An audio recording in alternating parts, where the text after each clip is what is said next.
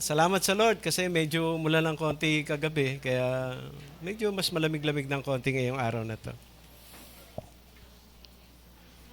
Kaya ang ating pong pag-aaralan ngayong June 14, 2026 ay ah, makikita po natin sa Josue 24:15 at ang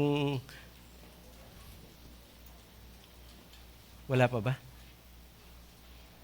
Okay, so habang ano po yon, siguro gusto ko pong sabihan yung pong mga sa pamumuno ni Michael na kung meron po tayo mga fathers na medyo po kailangan nating gawa po sila ng pag-i-invite na gawin. No? Kasi isa-celebrate po natin yung Father's Day. So gusto natin as much as possible lahat ng mga fathers dito sa ating church ay ma-invite natin para po sila ay ating makamusta at maipanalangin. Okay? Ayan na. Okay? Babasahin ko po. Sundan niyo po ako doon sa ating harapan na verse. Sabi dito ng Josue 24:15, "At kung ayaw ninyong maglingkod kay Yahweh, pumili kayo ngayon kung sino ang inyong paglilingkuran. Ang mga Diyos na pinaglilingkuran ng inyong mga ninuno sa Mesopotamia o ang mga Diyos ng mga Amoreo na sinasamba dito sa lupaing inyong tinitirhan, ngunit para sa akin at sa aking sambahayan, kay Yahweh kami maglilingkod." So, i-bless ng Lord yung pagkabasa po ng kanyang mga salita. Ang ating pong pag-aaralan ay pinamagatan po nating nakapili ka na ba kung sino ang iyong paglilingkuran. Okay, tanong mo sa iyong katabi. Nakapili ka na ba kung sino ang iyong paglilingkuran? Gusto ko pong maging aware ang bawat isa sa atin, mga kapatid, na marami pong gusto na yung ating paglilingkod ay ibigay natin sa kanila. Okay, meron diyang tao, meron din po dyan na bababanggit natin mamaya at higit sa lahat ay nandyan ang Diyos. Pero ang tanong ay, sino lang ba ang karapat-dapat? Iba po yun.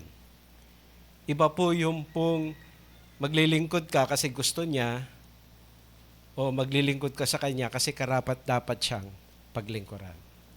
So kaya po ang ating paksa na pag-uusapan ay ang one-time choice kung sino ang paglilingkuran ay pinapatunayan araw-araw sa sinasabi, ipinapamuhay at ginagawa. So hindi lang po natin pala sasabihin, kundi ipapakita natin, patutunayan natin. Okay, bilang panimula po, gusto ko pong sabihin na noong ang ating Panginoon ay tinutukso ni Satanas. Okay, makita po niyo yan sa Matthew 4 at saka sa Luke 4. Isa sa tukso sa kanya na makikita natin sa Matthew 4:8 hanggang 10. Gusto ko pong basahin. Sabi rito, "Again, the devil took him to a very high mountain and showed him all the kingdoms of the world and their glory. And he said to him, all these things I will give you if you will fall down and worship me." Okay, ito po yung sinasabi ko kanina. Na meron pong tao na gustong pinaglilingkuran at meron din pong si Satan na gustong niya na siya po ay paglingkuran. At yun po yung tinukso niya kay Jesus. At ang sabi po ni Jesus sa verse 10, "Then Jesus said to him, Go, Satan, for it is written, you shall worship the Lord your God and serve Him only." So dito mga kapatid, makikita po natin na sino lang po ba dapat daw ang ating pinaglilingkuran? Ang Diyos. Amen? Pakisabi niyo sa inyong katabi. May mga gustong paglingkuran sila. Sige po, wag kayo sa akin tumingin. Sa katabi po ninyo. Merong gustong paglingkuran sila, pero ang Diyos lang ang karapat-dapat. Ang Diyos lang. At gusto po nating sabihin, mga kapatid, na pag sinabing worship, synonymous po yun sa pag-serve. Okay, kaya po nung si Jesus ay tinutokso na ni Satan, pinakita niya lahat ng kingdoms. Pag binasa niyo po yan sa 1 John 2:16, yung lahat ng nandoon ay for all the things na yung lust of the flesh, lust of the eyes, at saka yung boastful pride of life, yun po yung nasa mundo. At yun po yung pinakita ni Satan kay Lord. Pero anong sabi ni Lord? Sabi niya, lumayas ka sapagkat nasusulat, ang dapat lang sambahin ay ang Diyos at siya lang ang dapat na paglingkuran. Amen? Amen? Pero gusto nating sabihin na noong nasa Egypt ang mga Israelita, bagamat alam natin na mga Israelita ay si Jehovah o si Yeshua ang sinasamba, yung ilan sa kanila ay may iba ding sinamba. Pag binasa natin ang 7 ng Acts 42 and 43, at gusto ko pong basahin, sabi rito, "But God turned away and delivered them up to serve the host of heaven. As it is written in the book of the prophets, it was not to me that you offered victims and sacrifices for 40 years in the wilderness, was it, O house of Israel? You also took along the tabernacle of Moloch and the star of your god Rompa, the images which you made to worship, I also will remove you beyond Babylon." Napansin niyo mga kapatid, kapag talaga tayo po ay nagbabasa, makita natin na talagang kilala natin ang mga Israelita ay noong nasa disyerto sila ay talagang sumasamba sila sa Lord. Pero mapansin natin na meron pala silang ibang sinamba doon. Nakita natin, nagtayo sila ng tabernacle at sila nananambahan. Pero meron pala iba pa silang nasa tabi na mga ginagawang pagsamba. At ito po yung dahilan, kaya po si Joshua ay nagtanong sa kanila at ito po yung tinanong ni Joshua sa kanila. Kaya tinanong sila ni Joshua at ito po yung kanyang tanong sa kanila. Sabi niya, "At kung ayaw ninyong maglingkod kay Yahweh, pumili kayo ngayon kung sino ang inyong paglilingkuran. Ang mga Diyos na pinaglilingkuran ng inyong mga ninuno sa Mesopotamia o ang mga Diyos ng Amoreo na sinasamba dito sa lupaing inyong tinitirahan, ngunit para sa akin at aking sambahayan, kay Yahweh kami maglilingkod." Na gusto ko pong maintindihan ninyo ito mga kapatid, na hindi po si Joshua na tatay ang nagpasya para sa kanya lang pamilya. Okay, ang sabi dito, ngunit ako at ang aking sambahayan. Ibig sabihin, sila po ay nagkaisa. Sabihin nyo sa iyong katabi, nagkaisa. So hindi po ito ipinilit ni Joshua. At sinabi niya, halimbawa si Tole, sabi niya, Irene, Janet, si Lord ang ating i-worship. Hindi po ganoon. Hindi rin po pwedeng sabihin ni Ricky, kay Caleb at saka doon sa mga anak niya pa na si Carla, basta tayo, kay Lord tayo. Hindi po pala ganoon. Sabi niya, ngunit sa akin at sa aking sambahayan. Pag ganun po yung salita, ibig sabihin, hindi po ito isang diktador. Andiyan pa ba tayo? Hindi niya diliktahan. Sila po ay nagkaisa, ngunit ako at ang aking sambahayan. Nagkaisa po sila na ano po? Kay Yahweh po sila maglilingkod. Amen? Kaya ang tanong, nakapili ka na ba kung sino ang iyong paglilingkuran? Yung iba naglilingkod sa sarili, yung iba naglilingkod sa mundo, yung iba hindi nila napansin na kapag ang sarili at ang mundo ang kanyang pinaglingkuran, si Satan ang napaglilingkuran mo. Hello? Hello? Di ba nung ipinakita ni Satan yung mundo, sabi niya, ibibigay ko yan sa iyo kung ikaw ay sasamba sa akin. So kaya kapag ka pala, mga kapatid, and by the way, kaya po natin napipili yung mundo kasi yung sarili natin ang pumipili nun. So whenever yung sarili mo ang nagpasya at pinili niya yung mundo, mga kapatid, tumuturo yan kanino? Kay Satan. Kaya po ngayong araw na to, yun ang tanong. Nakapili ka na ba ng iyong paglilingkuran? So ang tanong ngayon, gaano ang tanong na ito kaimportante kay Josue? Bakit kailangan niya yung itanong sa kanila? At bakit kapag ang Lord ang pinili nila, may warning pa si Josue.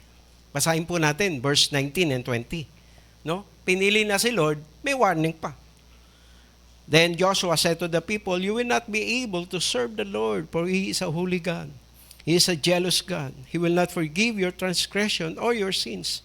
If you forsake the Lord and serve foreign gods, then He will turn and do you harm and consume you after He has done good to you." 24, 19 and 20. Sabi niya, pero pag pipiliin niyo si Yahweh, pinapaalalahanan ko kayo. Siya ay banal. Siya ay seloso. Amen?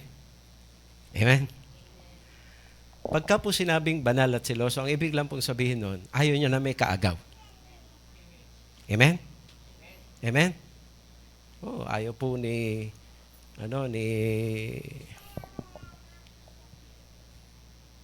Michael na may kaagaw siya kay Aya. No, si Bossing din siguro, ayaw niya na may kaagaw siya kay Mirna. Anet, ayaw mo rin na may kaagaw kay Tolly. Di ba, JR? Ayaw mo rin na may kaagaw kay Marbe. Ayan, ganda ng pangalan eh. Siyempre, ganun din naman si Armando at saka si di ba? tinuturo eh. Ayaw ni Lord ng may kaagaw. Kaya po pinapaalalahanan. Ngayon, mga kapatid, gaano ka-importante? Tingnan po natin sabi rito, ganun na lang kahalaga na pumili sila at si Lord ang piliin nila dahil kasi kaya may babalay, kasi kapag pinili nila ang Lord pero may compromise sila sa iba, tignan niyo po ang mangyayari sa Judges chapter 2, verse 10 hanggang 12. Ito. All that generation also were gathered to their fathers, and there arose another generation after them who did not know the Lord, nor yet the work which He had done for Israel. Then the sons of Israel did evil in the sight of the Lord and served the Baals, and they forsook the Lord, the God of their fathers, who had brought them out of the land of Egypt, and followed other gods, from whom the gods of the peoples who were around them, and bowed themselves down to them. Thus they provoked the Lord to anger. Ano po ibig nating sabihin? Pagka po tayo ay magpapasyang pumili na mamaya, dapat po nag-iisang ikaw lang, si Lord, sa buhay natin. Wala po tayo dapat na si Lord yung sinasabi natin, pero meron para tayong ibang tinatago sa puso natin. Tulad nung kanta natin. We bow our hearts, we bend our knees. Bakit? Kasi kailangan wala pong ibang idols sa heart natin. Kasi pag meron, maaring pag malakas ka, okay ka. Pero pagka down ka, sisingit siya at mahahayag siya. Basahin niyo po yung book ng Judges at makikita niyo doon. Pag malakas sila, nananaig sila. Pero dahil nga may compromise sila, pagka dumating ang panahong mahina sila, ayun, yung kaaway naman ang siyang nananaig sa kanila. Kasi bakit? may maliit na kuta yung kaaway sa puso nila. Amen? Amen? Amen? Pakisabi sa inyong katabi, dapat walang squatter sa puso natin. Amen? Amen? Hello? Dapat walang squatter na Satan sa puso natin. At marami pong forms si Satan na nag-i-squat sa puso natin. Isa dyan, galit. Hello? Hello? Di ba sabi? Wag daw hayaan lubugan ng araw yung galit. At isa din dyan, mga kapatid, yung kasakiman. Greed. Na ang tawag po is a form of idolatry. At marami pang mga bagay. So ang idols po ngayon ay hindi na lang po yung mga rebulto. Ang mga idols po ngayon ay nag-ibang anyo na po sila. Ibang mga paraan. Kaya po napakahalaga mga kapatid, kung noon ay importanteng pumili sila, ganun din. Kailangan ang bawat isa sa atin ay pumili ngayon kung sino ang ating sasambahin at kung sino ang ating paglilingkuran. Amen po ba yun? Amen po ba yun? So, sino po sa atin yung ginawa ng Savior ng buhay nila ang Panginoong Hesus? Magsabi po ng Amen. Alam nyo, kung ginawa nyo na si Jesus na Savior ng inyong buhay, tulad ng sabi ng John 3:16, na for God so loved the world that He gave His only begotten Son, that whoever believes in Him shall not perish, but have eternal life. Mga kapatid, ito po yung dapat natin tandaan. Sabihin niyo po sa inyong katabi, meron ka ng buhay na walang hanggan. At paano nangyari yon? Nung ikaw ay sumampalataya kay Jesus. Kasi malinaw po yan sa 1 John chapter 5, verse 11 and 12, na kanino po ba yung buhay na walang hanggan? Na kay Jesus. Kaya kung ikaw ay meron ng Jesus sa puso mo, meron kang buhay na walang hanggan. Amen? Sabi niya, in this is life.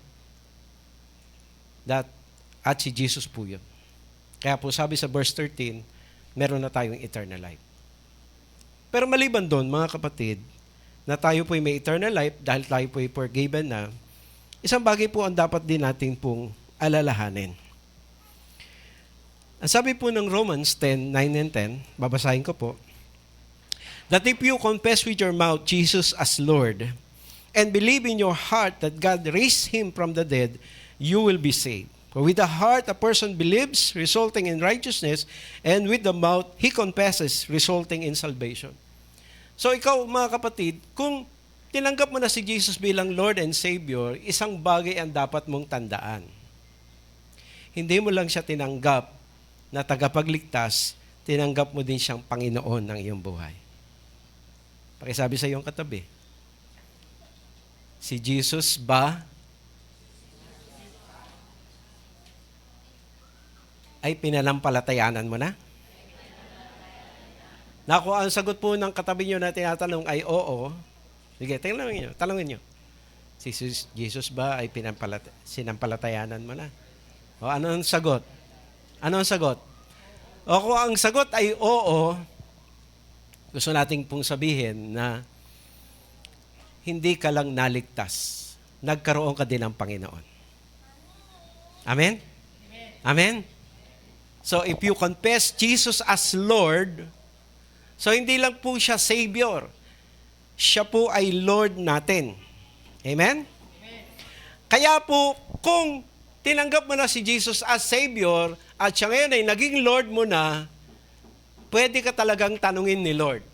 Ano sabi ng Luke 6:46? Why do you call me Lord, Lord, and do not do what I say? Hindi po ito tinatanong ni Lord doon sa mga hindi po nanampalataya sa Kanya. Amen? Amen? Tinatanong niya lang ito doon sa mga sumampalataya na sa Kanya kasi po, mga kapatid, hindi lang po tayo sumampalataya para maligtas, kundi sumampalataya tayo para magkaroon ng Panginoon sa ating buhay. Kaya yun ang tanong. Kaya pala sabi din, sa babala niya sa Matthew 7:21 hanggang 23, not everyone who says to me, Lord, Lord, will enter the kingdom of heaven, but he who does the will of my Father who is in heaven will enter. Bakit po ganun? Kasi mga kapatid, pag tinanggap mo siya ng Lord, dapat automatic may obedience. Amen? Amen? Amen? Kasi pag tumatawag ka ng Panginoon, Panginoon, tapos iba naman ang sinusunod mo, hindi ka pwedeng pumunta kung saan yung Panginoon na tinatawag mo, pupunta ka kung saan nandun yung sinusunod mo. Hello? Hello? Di ba? Sabi mo, ginawa mo Panginoon ng Diyos.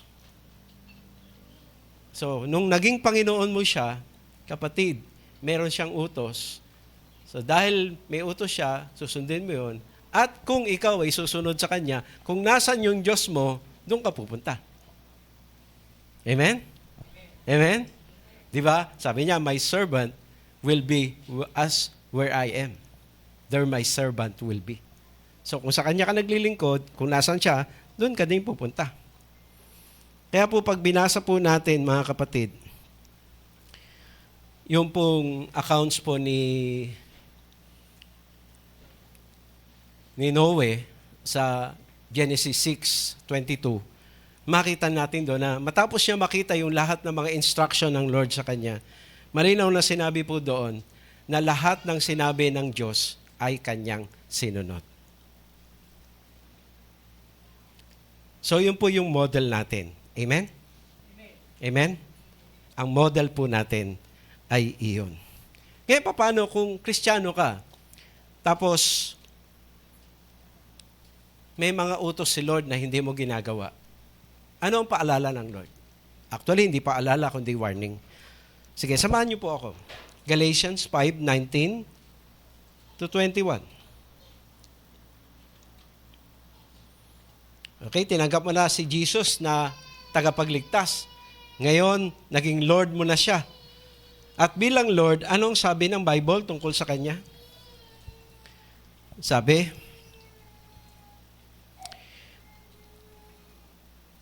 Galatians 5:19, now the deeds of the flesh are evident, which are immorality, impurity, sensuality, idolatry, sorcery, enmities, strife, jealousy, outbursts of anger, disputes, dissension, factions, envying, teka muna, factions. Alam nyo, yan po ang umiiral na espiritu sa atin ngayon. Yung factions. Pag tinagalog nyo po yung factions, yan po yung pagkakampi-kampi. At yan po nangyayari sa bansa natin ngayon.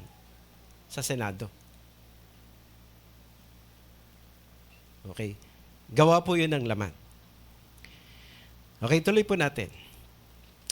Envying, drunkenness, carousing, and things like this, of which I forewarn you, just as I have forewarned you, that those who practice such things will not inherit the kingdom of God. Okay, malinaw po. Na kung ito ay pinapamuhay mo, hindi ka magmamana ng kaharian ng Diyos. So, hindi mo lang basta, kapatid, sasabihin na si Lord ang iyong Savior. Titignan yan sa buhay mo. At kung meron pang ganito, alam nyo sa Bible, makita nyo po, na hindi naman po pinagbabawal na minom ng alak. Ang problema lang po sa mga Pilipino, pag uminom ng alak, naglalasing. Hello? Hello? Yan po ang style natin . Sila po uminom ng alak kasi po malamig sa lugar nila. Lalo na nung panahon na yon, kaya po sila, alak po, hindi pa po maayos yung tubig nila. Kaya yun po yung iniinom nila. Sabi nga ho sa Proverbs ay iinom ka dahil merong magandang pulong, pero hindi ka iinom para maglasing. Nandiyan pa po ba tayo? Yun ang problema ng mga Pilipino. Kaya po ang sabi na madalas kino-quote ni Ricky, huwag kang maglasing sa alak, kundi mapuspos ka ng espiritu. Kaya yun po yung paalala sa atin. Nandyan pa ho ba tayo? So, ito po yung mga bagay na pinapaalala sa atin na kung si Jesus na ang Panginoon ng buhay mo, dapat ito yung mga bagay na unti-unti mo lang inaalis at hindi na pinapamuhay. Dahil pag hindi mo yun susundin at gagawin, hindi mo mamanahin yung kaharian ng Diyos. Tuloy natin ang pagbasa. Punta naman po tayo sa Epeso. Okay, ang pinag-uusapan po natin ay nung tinanggap mo si Jesus bilang Lord, tinanggap mo siya bilang Savior, naging Lord din siya ng buhay mo. At dahil siya ay Lord mo, kapatid, ito yung paalala ng Bible sa iyo. Sabi po rito sa verse 3, but immorality or impurity or greed must not be named among you as is proper among saints. And there must be no filthiness and silly talk or coarse jesting, which are not fitting but rather giving up thanks. For this you know that with certainty that no immoral or impure person or covetous man who is an idolater has an inheritance in the kingdom of Christ and of God. Mga kapatid, paalala po ito. Sinasabihan tayo, Savior mo na si Jesus. Pero dapat wag mo kalimutan, Lord mo din siya ng buhay mo. Kaya kung meron pang mga ganito sa atin, ang kalooban ng Lord ay unti-unti mo na yan bitawan. Amen? Sabihin natin sa ating katabi, unti-unti mo lang bitawan. Kasi hindi na dapat maging bahagi pa patuloy ng ating buhay. Amen? Kailangan bitawan. Kailangan layuan. Bakit? Muli po sinasabi, dahil hindi natin mamanahin yung kanyang kaharian. Pag binasa po natin ang unang Korinto, samahan niyo po ako doon, chapter 6. Ito yung napakagandang encouragement po eh. Simulan po natin sa verse 9. Sabi rito, or do you not know that the unrighteous will not inherit the kingdom of God? Do not be deceived, neither fornicators, nor idolaters, nor adulterers, nor effeminate, nor homosexuals, nor thieves, nor covetous, nor drunkards, nor revilers, nor swindlers will inherit the kingdom of God. Okay, ang linaw po nun. Ito po ang encouragement. Such were some of you. Okay, dati tayong ganon. Amen? Hello? Mayroong isa o dalawa o minsan mas madami. Meron tayo. Pero, dati yon. Sabihin niyo sa inyo katabi, dati yon. Such were some of you. Yun po ang sabi. At ang kasunod, but you were washed. Amen? Naalala niyo yung song na wash? Ha? Ipapasayaw ba natin? Ha? Pero tayo po yung nilinis na. Amen?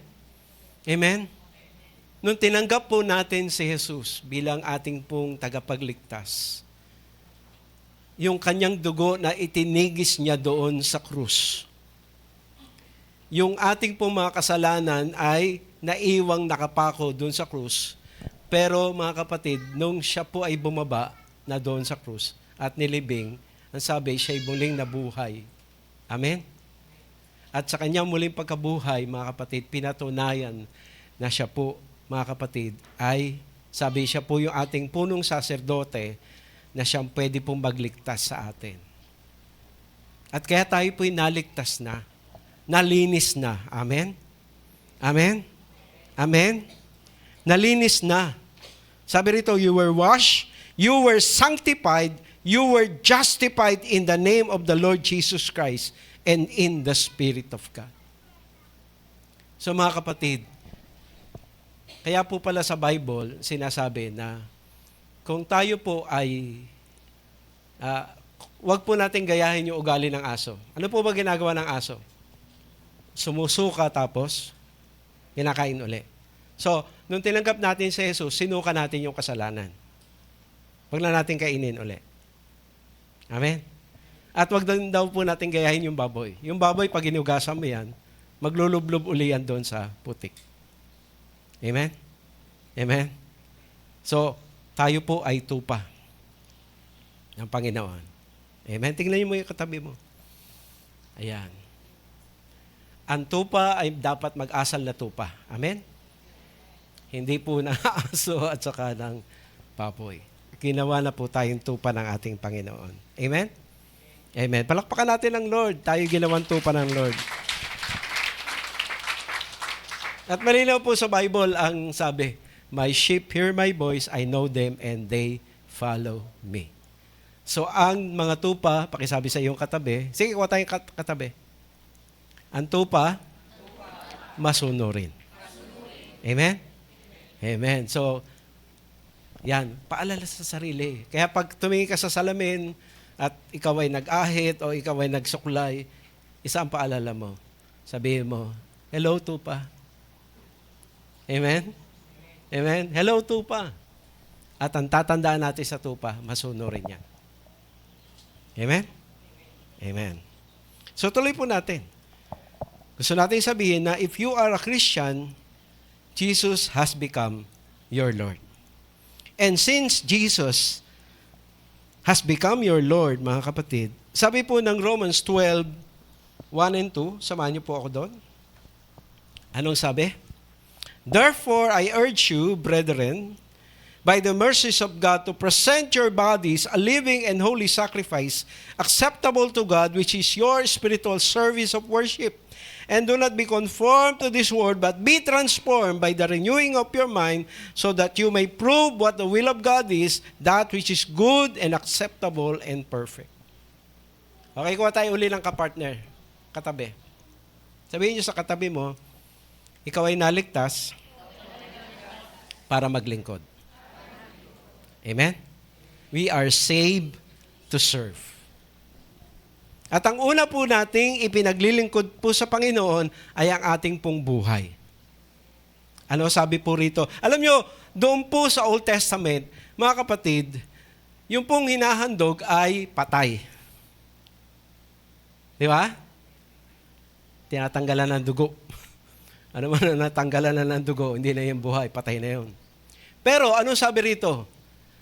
Okay, ulitin po natin. "Therefore, I urge you, brethren, by the mercies of God, to present your bodies a living and holy sacrifice, acceptable to God, which is your spiritual service of worship." Tingnan nyo, mga kapatid, yung word na service of worship. Ano po sabi ni Jesus kay Satan? "Go, Satan. For it is written, you shall only worship the Lord and serve Him only." Okay? So, service of worship. So mga kapatid, ikaw at ako, maglilingkod tayo kay Lord gamit itong ating buhay. Amen? Amen? Hindi po patay, buhay. At ito po yung ating pong espiritual na paglilingkod at pagsamba. Gamit ang ating katawan. Bigyan ko po kayo ng sample. Kapag po tayo po ay nagpe-praise, mga kapatid, ano yung nasa puso natin habang ginagawa natin yung praise?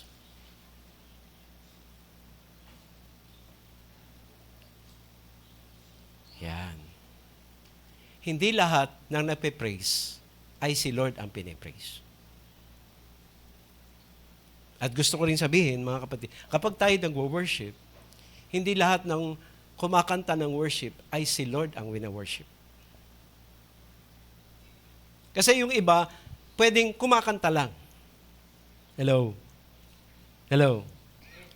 Pero yung iba, kumakanta sila na tinutuon nila kay Lord ang kanilang pagkanta. Ang nasa isip nila, ang nasa puso nila, yung damdamin nila, ine-express nila, hindi doon sa katabi nila, kundi kay Lord na sinasamba nila. Amen? Amen? Amen? Hello? So kaya napaka-importante mga kapatid na kapag tayo po mga kapatid ay ginawan si Savior, si Jesus, dapat tandaan din natin, Lord na natin siya ng ating buhay. At pag Lord, pakisabi sa katabi, pinaglilingkuran. At yung katawan mong yan, kapatid, ipaglingkod mo kay Lord. Amen? Amen? Amen? So, ibig po sabihin, mga kapatid, ano man ang ginagawa ng katawan na yan,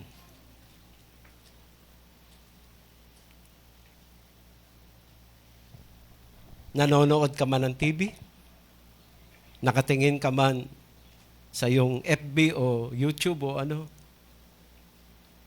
naglalaba ka, nagluluto ka, naglalakad ka, nagtatrabaho ka sa inyong kumpanya, namamahala ka ng tao, kapatid, tandaan mo, habang ginagawa mo ng lahat ng iyon, yun ang paglilingkod mo kay Lord.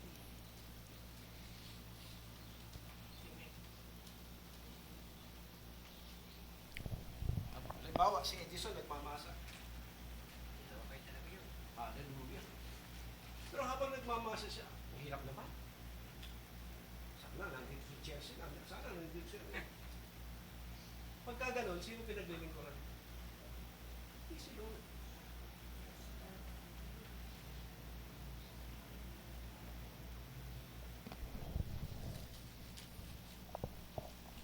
Kasi bakit? Tandaan nyo mga kapatid, nape-praise natin si Satan pagka nagre-reklamo tayo. Kaya pala sabi sa Bible, in everything give thanks. Lord, kahit mahirap to, salamat. Kasi mamaya, pagka niluto ko na to, maraming bibili nito. Hello? Hello? Nagluluto ka. Nakakainis naman, wala akong tumutulong sa akin. Ako na mag-isang gumagawa dito. O pagka ganon, sino pinupuri mo? Sino pinaglilingkuran mo?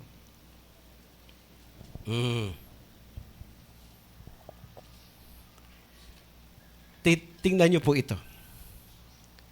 Okay, basahin natin uli yung verse. Therefore, I urge you, brethren, by the mercies of God, to present your bodies a living and holy sacrifice. Ito na, acceptable to God. Oh, ito mga musicians, itong mga singers. Tayo po, pag narinig natin yung tugtog, narinig natin yung kanta, sabihin natin, galing naman tumugtog, ang galing naman kumanta. O kaya nakita natin yung mga sumasayaw. Diba? Nakita natin si Carla sumasayaw. Galing naman ni Carla sumaya. O siyempre, di ba mga kapatid, nakikita natin yun. Nakita natin kung paano yung nag-MC, nakita natin yung lahat, yung paano naglilinis, nag-aayos. Nakita natin yun. Pero tandaan nyo mga kapatid, ang issue ay hindi po yung ginagawa mo. Nandiyan po ba tayo? Ang issue ay habang ginagawa mo yun, nagiging katanggap-tanggap ba yun kay Lord? So dapat ang goal natin, nandiyan pa ba tayo? Ang goal natin mga kapatid is maging acceptable kay Lord yung lahat ng ating ginagawa. Kasi yun ang paglilingkod natin eh. Mag-isip ka, makinig ka, manood ka, lahat yun, service kay Lord yun. Pero mga kapatid, ang dapat nating iintindihin at itatanim sa puso natin, habang ginagawa ko ba ang lahat ng ito? Nagiging katanggap-tanggap ba kay Lord ang ginagawa ko?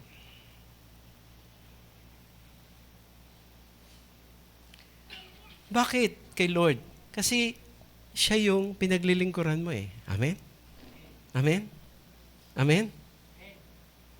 Kahit pa mga kapatid, hindi po ka in-appreciate ng mga tinulungan mo, yung mga ginawa mo na, hindi po yung problema. Andiyan po ba tayo? Kasi bakit? Kaya ka nagbigay, kaya ka nag-offering, kaya ka nag-serve. Bakit? Kasi sabi ni Lord, gawin mo yun. Amen? Amen? Amen? At habang ginagawa mo yun, kapatid, kailangan siguruhin mo na ayos yung puso mo habang ginagawa mo yun. Kasi pagka, kapatid, ginawa mo yun, pero hindi ayos yung puso mo, ang importante, kapatid, ay hindi yung ginawa mo, kundi kung paano yun naging katanggap-tanggap kay Lord. Kaya po mga kapatid, ang issue po dito is hindi yung hangarin mo yung ginagawa ng iba. Hindi. Hangarin mo kung ano yung pinagagawa ni Lord sa iyo. Amen? At habang ginagawa mo yung kapatid, huwag mo lang gawin yung the best mo. Amen? Amen? Mga kapatid, habang ginagawa mo yung the best mo, sikapin mo rin maging acceptable kay Lord. Yung best mo. Importante yung puso. Amen? Amen? Amen?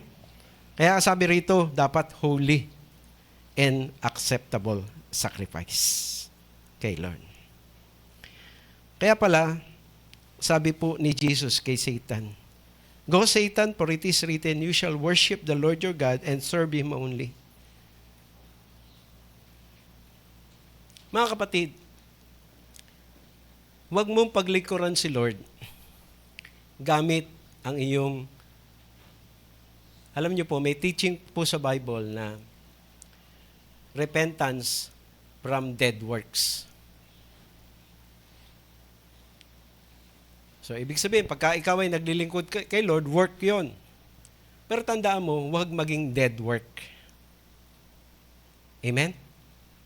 Amen? Bakit po ba nagiging dead yung work natin? Kasi una sa lahat, kapatid, ginagawa mo yun, kapatid, kasi gusto mo lang yung gawin. Pero hindi yun sinabi ng Lord sa iyo, na yun ang yung gawin. Dead yun.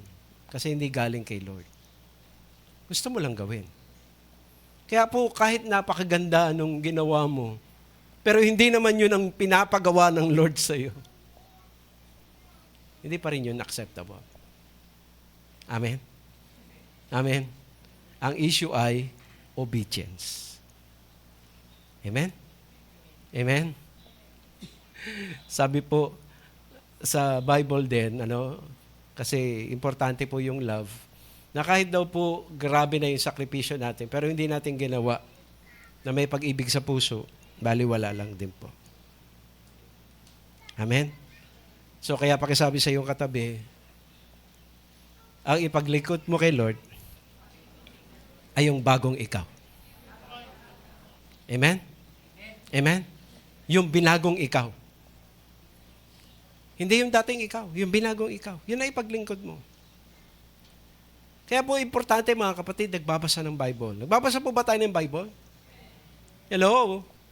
Nagbabasa ba tayo ng Bible? Okay, tanungin natin. Mga youth, nagbabasa ba kayo ng Bible? Naku, parang ilan lang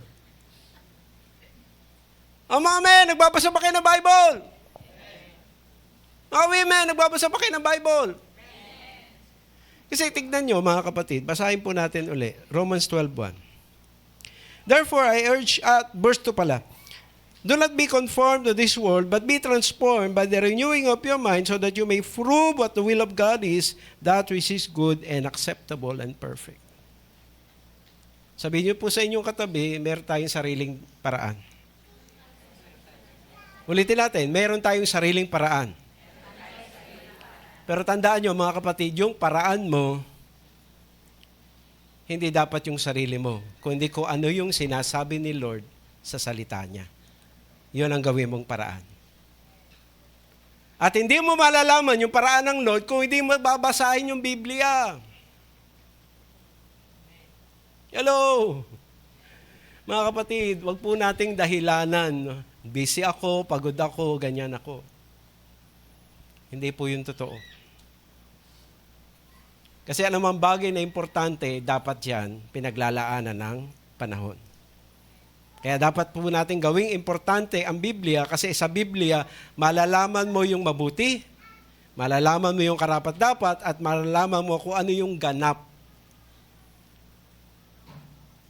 Kasi pwede yung paraan natin, mga kapatid, tingin natin, ayos naman, maganda naman.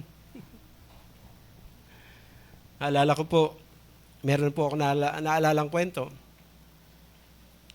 Meron pong isang mayaman na magbibigay po siya doon sa orphanage na hinahandle ni George Mueller.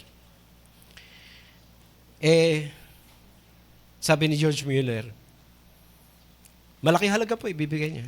Sabi ni George Mueller, mag-pray ka pa. Sabi ni Papa, maganda na, malaki na nga ito ibibigay, bakit magpe-pray pa ako? Mag-pray ka pa. Nung nag-pray siya, sabi ng Lord sa kanya, dagdagan mo pa. Tayo po, kasi meron po tayo para sa atin. Nandyan mo ba tayo? Okay na to? Tama na to? Mabuti na to? Pero pag magpe-pray ka, malalaman mo kung anong mas tama, kung anong mas mabuti, kung anong nararapat. Huwag yung paraan natin. Hindi yan acceptable. Dead works yan. Akala mo, tama na yung nagawa mo. Akala mo, nakapagsakripisyo ka na. Pero wala pa lang yung saysay. Kaya, bakit? Sarili mo sinunod mo. Hindi yun nais ni Lord ang ginawa mo. Amen? O, tanong ko sa inyo. Malinaw na sa atin, hindi natin masyadong pinaproblema yung Sunday. Amen? Amen? Pero ang tanong, kamusta yung ating pagdalo ng Bible study? Sabi natin,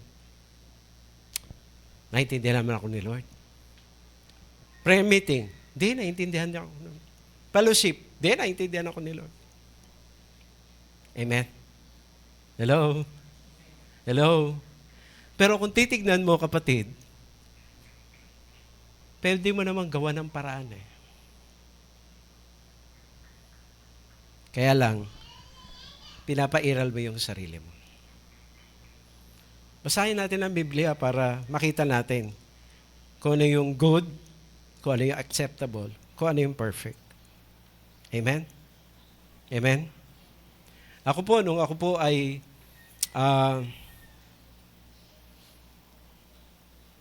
wala pa po akong asawa noon, meron po akong mga natignan at yung iba natitigan pa. Pero ang sabi ng Lord sa akin, yung iba ay good, yung iba acceptable. Pero anak, meron ako ibibigay sa iyo na perfect. Yung perfect na binigay ng Lord sa akin, ayoko po yung kulot ang buhok, ayoko po yung malaki yung mata, madilat. Pero, yung pala yung perfect sa akin. Si Pastora yun. Alam niyo, pag pinag-uusapan po yung pong, sino ba yung mamahalin mo? Yung mahal ka o yung mahal mo?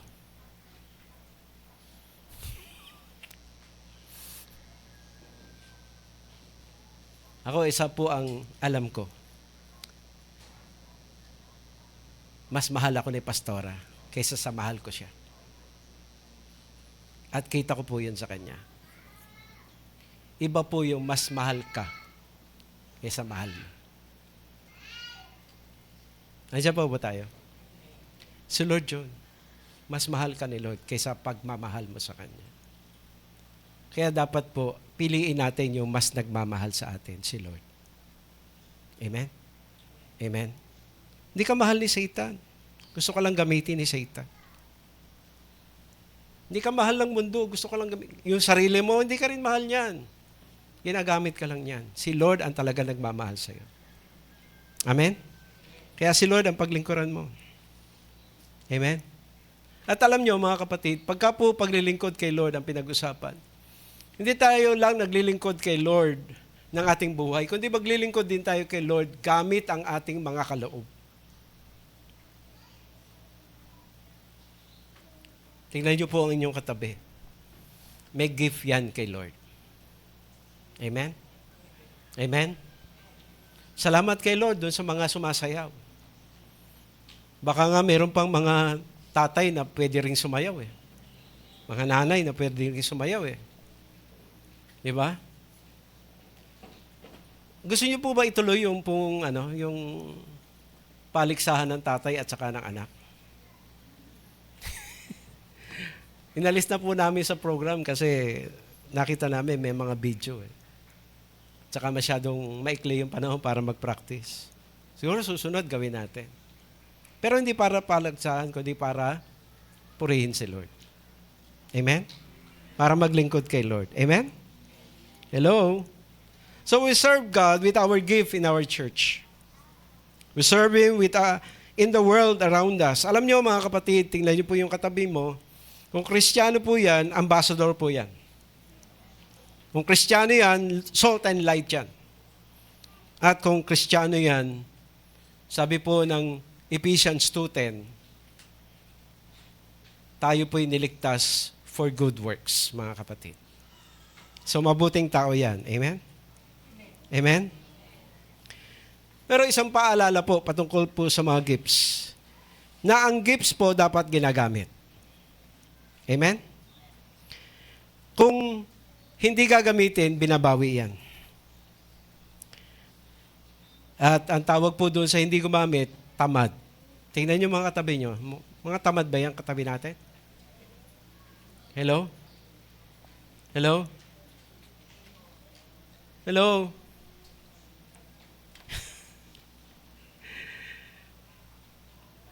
Kung tama po yung paggamit, gatanggap po tayo ng gantimpala. Amen? Pero kung may pag-abuso tayo, naku, may parusa. Okay, tapusin na po natin mga kapatid. Review lang po. Kung tinanggap mo na si Lord bilang tagapagligtas, hindi lang siya naging tagapagligtas, naging Panginoon mo siya. At dahil naging Panginoon mo siya, dapat tandaan mo, yung buhay mong taglay, pinaglilingkod mo yan sa Kanya. Pero hindi lang yung buhay mo, hindi lang yung trabaho mo, hindi lang yung pag-aaral mo, hindi lang yan, kundi merong pinagagawa si Lord sa iyo sa church. Amen? Amen? At may pinagagawa si Lord sa iyo sa mundo. Ilaw at asin ka doon. Ambassador ka, kaya ipakilala mo si Jesus. At higit sa lahat, nandun ka para gumawa ng mabuti, para makita ng mga tao yung kabutihan at duwalatian ng iyong Diyos na nasa langit. Pero maliban doon, mga kapatid, hindi ibig sabihin na tinanggap mo na si Jesus na Savior at naging Lord siya, ay talagang yun na ang nangyayari sa iyo. Kailangan mong piliin. Amen? Amen? Kailangan mong mag-commit. Kaya bilang atin na siyang Lord, need nating mag-commit na siya lamang ang dapat na nag-iisang ating pinaglilingkuran sa ating buhay. At gusto nating sabihin na yung commitment na ating pong gagawin, kung si Lord talaga pinipili po natin, dapat po yan ay binabanggit ng ating bibig. Amen? Amen? Amen? Alam nyo, mga kapatid, minsan, akala natin, sa isip natin, si Lord na yung pinaglilingkuran natin, pero yung bukang bibig natin, iba ang sinasabi. Kailangan po, kung ano po yung inisip natin, sasabihin din ng salita natin. Sabi po ng makausap ni Joshua, verse 21 and 22, ito pong sabi, the Lord said to Joshua, the people said to Joshua, no, but we will serve the Lord. Ito po ang challenge ni Joshua. Jesus said to the people, you are witnesses against yourselves that you have chosen for yourselves the Lord to serve Him. And they said, we are witnesses. So every day ng ating buhay, mga kapatid, sabi po sa Luke 9:26, dapat hindi nating ikinahihiya ang ating Panginoon. Amen? Christian ka. Huwag kang matakot mag-pray sa pagkain. Huwag kang mahiya. Amen? Huwag kang mahiyang sabihin sa iyong classmate, sa iyong workmate, na Christian ka. Mas maganda nga po yun, ilantad mo yung sarili mo para pagka may mali kang ginagawa, may pagpaalala sa iyo, sabihin, akala ko ba Kristiyano ka? Bakit parang leon ka? Parang tigre ka?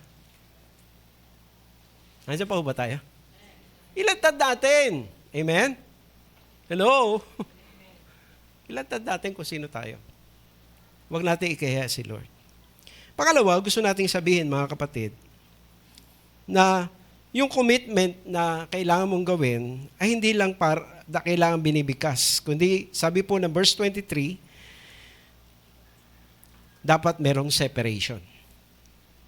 Basahin natin. Now therefore, put away the foreign gods which are in your midst, and incline your hearts to the Lord, the God of Israel.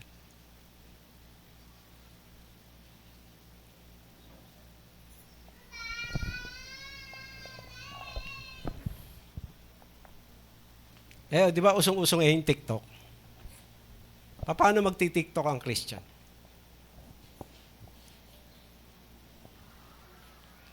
Ha? Hello?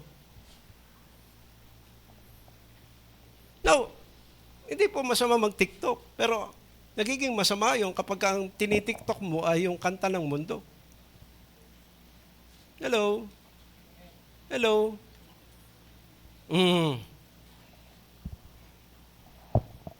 I-TikTok po si Lord. Isayaw mo yung mga sayaw ni Lord. Yun na isayaw mo, i-post mo. Baka i-like ko pa. Pero huwag kang mag-expect sa akin na ilalike ko yun kung, pasensya na ho sa term ha, sumasayo ka rito, kaya nag-special number ka, pero may mga TikTok ka na hindi naman kanta ni Lord.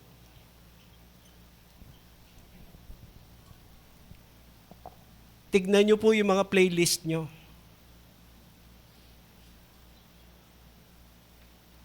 Ano po ba nakalaman dyan? Dapat may separation.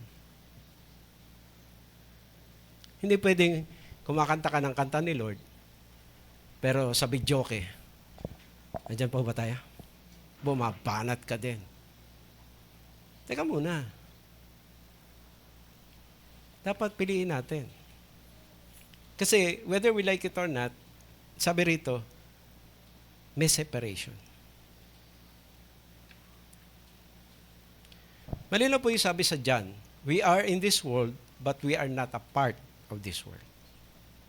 Hindi po tayo bahagi. Nandito tayo, pero hindi tayo pag-aari ng mundo. Meron po tayong kingdom principle. Iba po ang inuuna natin. Hindi po natin inuuna yung kita, saya, at inuuna natin yung kingdom at yung righteousness. Ang pinapasaya natin, mga kapatid, si Lord. Dahil kasi pag napasaya natin si Lord, ano sabi? The joy of the Lord will be your strength. Iba po ang ating pamumuhay. Amen? Amen? Hello?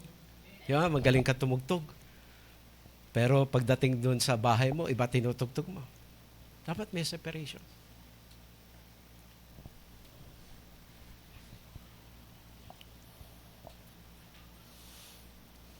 Di po natin maialis na minsan meron tayong pinaglilibangan at pinapanood. Pero tandaan mo, kapatid, pag nanood po kayo, ang kadalasang napapanood natin ay pag-iigante. Tama? Tama? Pag-iigante. O kaya ang kadalasang mapapanood yung mga kapatid, mga magic, mga superpowers. Mga bagay na kung saan ay parang instead na ikaw ay ma-challenge na magkaroon ng pananampalataya kay Lord, ay parang gusto mong maging superman o Darna o ano man. Andiyan pa tayo. Sa halip na sabi mo, Lord, sabi sa Bible, Lord, ikaw ang Diyos na may gawa ng langit at lupa at walang imposible sa iyo. Kaya Lord, naniniwala ako, Panginoon. Amen? Hindi yung Lord, Sige nga, pagbigyan mo ako. Uupakan ko na to. Nakakainis na eh. Hindi, sabi ng Bible, si Lord ay Lord ng compassion. So, may separation. Amen? Amen? Di ba? Ka-fellowship mo si mga church, mga Christian, pero pagdating ng ibang araw, ibang ka-fellowship mo. Tapos meron pa kayong mga tagay. Mahirap po yun. Kasi dapat may separation. Amen? Hello? Oh, babasahin ko ulit. Now therefore, put away the foreign gods which are in your midst, and incline your hearts to the Lord, the God of Israel. Basahin natin. Ephesians chapter 5, beginning from verse 7. Pasensya na kayo, medyo mahaba ng konti, pero hayaan nyo lang po. Sabi rito, verse 7, do not participate in the unfruitful deeds of darkness, but instead expose them. For it is disgraceful even to speak of the things which are done by them in secret. But all things become visible when they are exposed by the light. For everything that becomes visible is light. For this reason I say, awake, sleeper, and arise from the dead, and Christ will shine on you. Therefore, be careful how you walk, not as unwise men, but as wise, making the most of your time, because the days are evil. So then, do not be foolish, but understand what the will of the Lord is. And do not get drunk with wine, for that is dissipation, but be filled with the Spirit, speaking to one another in psalms and hymns and spiritual songs, singing and making melody with your heart to the Lord, always giving thanks for all things in the name of our Lord Jesus Christ, to God, even the Father.